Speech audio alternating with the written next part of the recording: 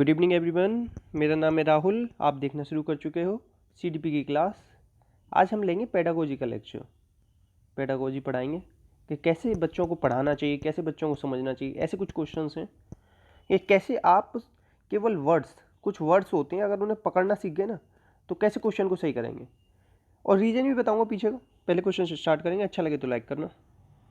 देखो, मैंने हमेशा बताया कभी भी समृद्ध भाषा परिवेश की, देखो मैं कभी ना पूरा क्वेश्चन नहीं पढ़ता क्योंकि मुझे इतना टाइम कौन देगा कि मैं है ये सब पढ़ूं, तात्पर्य पढ़ूं। खुद ही समझ में आ रहा है ना किसके बारे में पूछ रहा है। समृद्ध भाषा परिवेश के बारे में पूछ रहा है। तो इसका मतलब क्या है?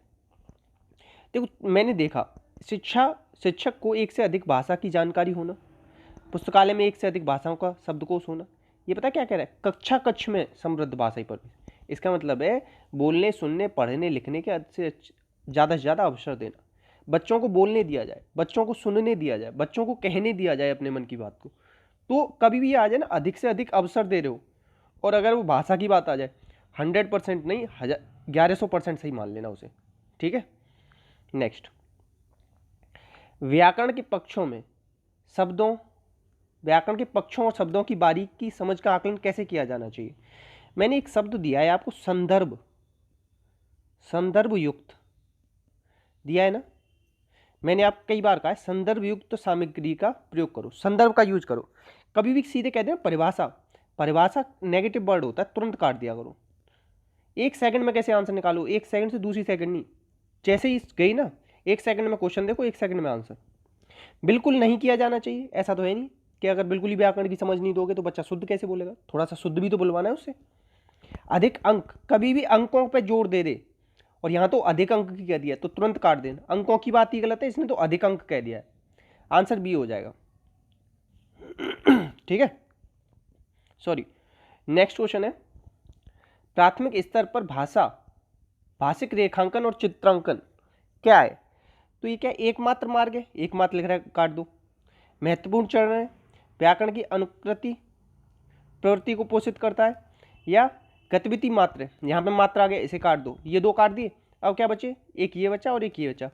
तो प्राथमिक स्तर पर भाषा का जो रेखांकन है, रेखांकन समझ रहे हो, ऐसे करके रेखा करते जाते हैं। और मतलब शुरुआत में रेखा से सिखाते हैं, कभी ऐसी आड़ी तिरछी, कभी ऐसी बनवा दी। ये सब रेखा ही तो है। शुरुआत में बच्चे को का नहीं लिखवाओगे, पहले उससे रेखा बनवाओगे, सीधी, टेढ़ी, तिरछी। ठीक है, इस तरीके की। तो ये क्या है? एक महत्वपूर्ण चरण है। कैसा चरण है? महत्वपूर्ण चरण है। लिखने से पहले हम रेखांकन करवाते हैं बच्चे से प्राथमिक स्तर पर। नेक्स्ट, देखो, रवि को कक्षा में एकाग्रता में कठिनाई होती है। वह समान उच्चारण वाली ध्वनियों को नहीं पहचान पाता। क्या नहीं कर पाता? पहचानने के लिए हमें क्या करना पड़ेगा? पढ़ना पड़ेगा। पढ़ना किससे संबंधित है? डिसलेक्सिया। आगे पढ़ने की जरूरत ही नहीं है। पढ़ने से रिलेटेड क्या है? डिसलेक्सिया। लिखने से रिलेटेड क्या है? डिस्ग्राफिया। ठीक है, एक डिस्कैलकुलिया और है। क्या है? डिस्कैलकुलिया। कैलकुलेटर का यूज कहाँ करते हैं? गणित में। तो गणित से संबंधित हो गई। ठीक है, याद रखोगे? ठीक है। नेक्स्ट, भाषा शिक्षण में पाठ्यपुस्तक की मुख्यतः क्या भूमिका है? यह भाषा के विभिन्न आयाम प्रस्तुत कराती, रख लो अभी। व्याकरण के नियमों की जानकारी देती है, इसे हटा दो। आकलन व मूल्यांकन के लिए बहुत से प्रश्न, हटा दो, बहुत से प्रश्न नहीं कराने में। इससे तरह तरह की गतिविधियां मिलती हैं। देखो, ये तरह तरह की गतिविधियां ना विभिन्न आयाम में आ जाएगी। जो व्याकरण की जानकारी होगी वो भी विभिन्न आयाम में आ जाएगी। बहुत से प्रश्न ये भी आ जाएंगे। तो देख रहे हो, मैंने कहा है जब ए बी सी, अगर केवल एक डी ऑप्शन में या कोई भी 3 ऑप्शन एक्स वाई जेड अगर किसी एक्स ऑप्शन में दे रखे हैं तो उसी को लगा दो। जैसे देखो, बी सी डी किस में दे रखे हैं? सारे ए में, तो आंसर क्या हो जाएगा? ए। निकालना सीखो आंसर को। नेक्स्ट, प्राथमिक स्तर की शिक्षा मुख्यतः भाषा शिक्षा है। इसका मतलब क्या है कि भाषा शिक्षा का मतलब क्या है? बच्चों को अनेक भाषाएं सिखाना अनिवार्य है। अनिवार्य और कर दिया है। बच्चे को पहले एक ही सिखा लो, अनिवार्य और कर दिया, तो मतलब ये नेगेटिव सेंस दे रहा है। बच्चों को मानक भाषा सिखाई जाए, गलत बात। एकदम मानक ही थोड़ी ना सिखाओगे। बच्चों को केवल भाषा की ही शिक्षा दी जाए, केवल भाषा की दे रहा है। बच्चों की भाषा विकास पर विशेष ध्यान देना चाहिए। ये कितना अच्छा है, विशेष ध्यान दो भाषा विकास पर। और किसकी बात कर रहे हैं? भाषा शिक्षा की बात कर रहा है। बहुत बार आपको ऑप्शन अच्छा लगेगा, मगर ऑप्शन ना क्वेश्चन से मैच ही नहीं कर रहा होगा, तो उसका कोई मतलब नहीं होता। बहुत बार ना 4 ऑप्शन होंगे, चारों अच्छे होंगे, मगर एक लूज होगा, 3 और ज़्यादा अच्छे होंगे, तो उसे हटा देना। ऐसे हटाते हैं। 2 साल का एक्सपीरियंस है मेरा ही, जो मैं तुम लोगों के साथ शेयर कर रहा हूँ। शुरुआत में मेरे को अगर किसी ने ऐसे पढ़ाया होता ना, कहाँ से कहाँ नंबर आते हैं आजकल।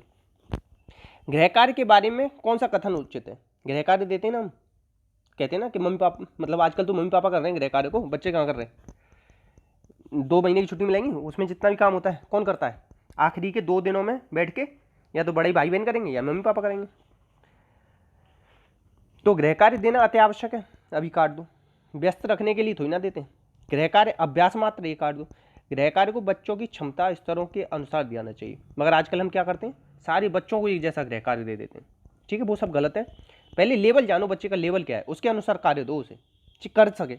अभी पता है असाइनमेंट दे दिया, बहुत ऐसा असाइनमेंट दे दिया कि बच्चा ढूंढता रहे बाजार में और बना ही ना पाए, क्या फ़ायदा? मम्मी पापा बना देंगे। तो ऐसी चीज़ों को फ़ायदा नहीं होता। बच्चे के स्तर को देखो पहले। प्राथमिक स्तर पर बच्चों की भाषा का आकलन करने के लिए सबसे कम उपयोगी, कम वाले पे ध्यान देना। देखो, क्वेश्चन को पढ़ने का तरीका बताऊं मैं। हमेशा स्टार्ट पढ़ो, स्टार्टिंग कहाँ से हो रही है, बीच के 2 शब्द पढ़ो, स्टार्टिंग के 2 शब्द पढ़ो, आखिरी के 2 से 3 शब्द पढ़ो। 2-3 शब्द पढ़ोगे ना तो नहीं मिल जाएगा, कम मिल जाएगा। शुरुआत किस चीज़ के बारे में कह रहा है, बीच में मिल जाएगा क्या। अब जैसे कि मैं समझाऊँ आपको, I want to drink water.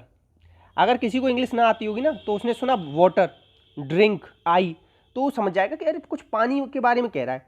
तो तुम पूछ लोगे पानी, तो हाँ वो जवाब दे। इस तरीके से आंसर निकालते हैं।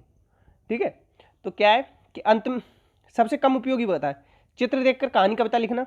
भाषा का आकलन होगा, उसे पता हो, वो अपनी भाषा लिखेगा उसमें, तो हम जानकारी ले पाएंगे ना कि कैसी भाषा है उसकी। घटना का वर्णन करेगा तो भी हमें पता पड़ेगा कि उसकी कैसी भाषा है, कैसी शैली है, कैसी प्रवृत्ति है उसकी। नानी की चिट्ठी को लिखते हुए अपने नए दोस्तों के बारे में बताना। नानी को क्या कर रहा है, चिट्ठी लिख रहा है, तो अपने शब्दों में लिखेगा। अब देखो, पाठ के अंत में दिए गए सवालों के जवाब जो देगा वो किस में से देख के देगा, किताब में से देख के देगा।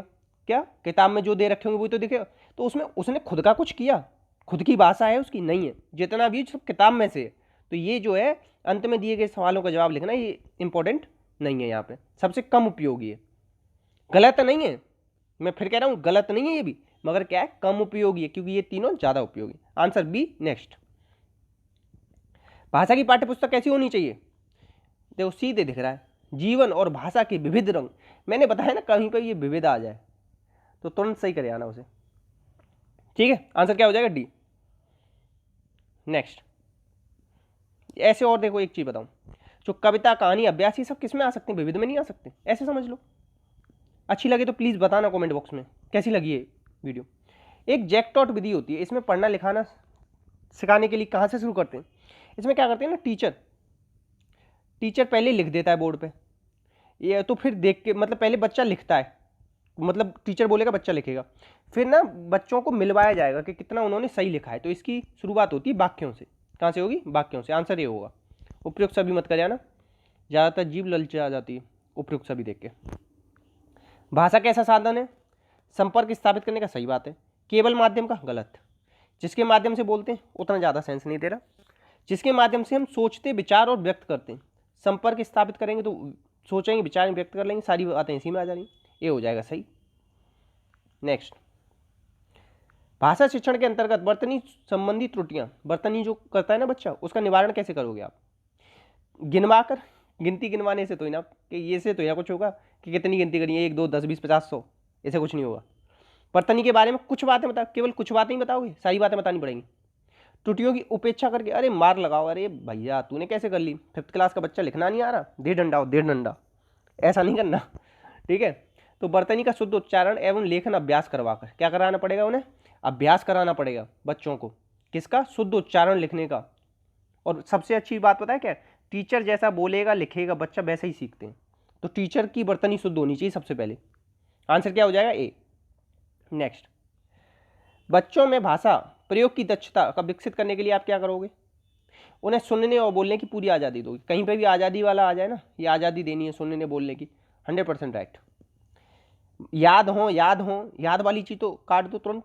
किसी वक्ता के साथ रहते हो, गलत। अकेले रहेगा तो भी बच्चा सीख सकता है भाषा प्रयोग तो। नेक्स्ट, डिसलेक्सिया मुख्य रूप से किससे संबंधित है, लेक्सिया, पढ़ने से, अफेजिया बोलने से, ठीक है। तो आंसर क्या हो जाएगा ए।